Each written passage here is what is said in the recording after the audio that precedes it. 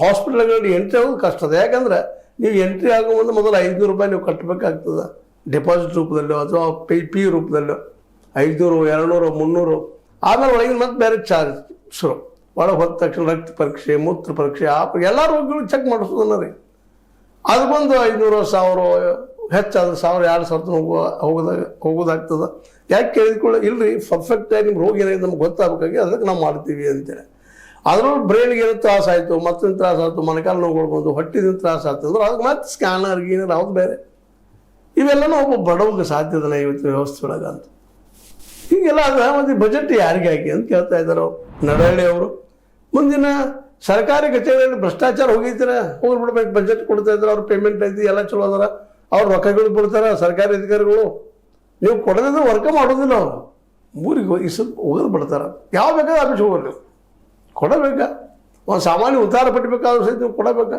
ಒಂದು ಉತ್ತಾರ ಪಡಿದಕ್ಕೆ ಇವತ್ತು 50-100 ರೂಪಾಯಿ ಕೊಡಬೇಕು. ಅದ್ರ ಬೆಲೆ ಎಂಟಪ್ಪ 2 ರೂಪಾಯಿ ಪೇಪರು, ಅದನ್ನು ಸೈ ಮಾಡೋ ಗೌರ್ಮೆಂಟ್ ಪೇಮೆಂಟ್ ತೊಗೊತಾನ ಸರ್ವೇಯರು.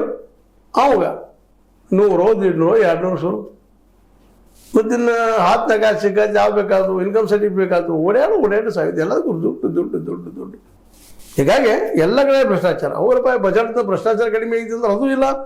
ಮುಂದೆ ಇದು ಹೆಚ್ಚಾಗೋದ್ರಿಂದ ನಿಲ್ತಿದ್ದೇವೆ ಭ್ರಷ್ಟಾಚಾರ, ಇಲ್ಲಪ್ಪ ಇನ್ನು ಹೆಚ್ಚಾಗೋದು ಬಿಡಪ್ಪ ಎಷ್ಟಾಗಿ ಉಳಿತಿದ್ದೆ ಅಂದ್ರೆ ಇಲ್ಲ, ಪ್ರತಿ ವರ್ಷ ಹೆಚ್ಚಾಗೋದಿದೆ. ಹೋದ ವರ್ಷ 45-48 ಲಕ್ಷ ಕೋಟಿ ರೂಪಾಯಿ ಬಜೆಟ್ ಮಾಡಿಸಿದ್ರು, ಈ ಸಲ 50-55 ಕೋಟಿ ರೂಪಾಯಿ ಬಜೆಟ್ ಮಾಡಿಸಿದ್ರು. ಆದರೆ ಭ್ರಷ್ಟಾಚಾರ ಹೆಚ್ಚಾಗ್ತಾ ನೋಡೋದಲ್ಲ ಅಂತೇಳಿ ಮನದ ಮಾತನ್ನು ಹೇಳ್ತಾ ಇದ್ದಾನೆ ಮನುಷ್ಯ ನಮ್ಮ ನಡಹಳ್ಳಿ ವಸಂತರವರು.